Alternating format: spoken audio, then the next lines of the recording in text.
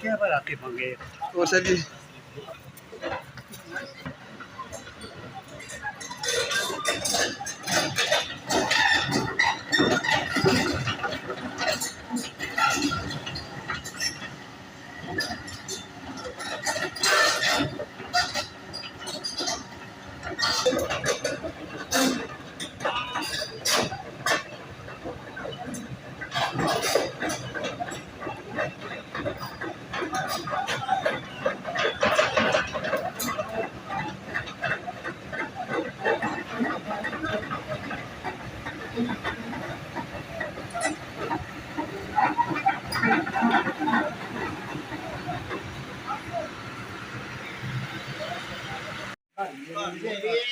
पूरी साइड काम बना नीचे नीचे लिया सारा ना नीचे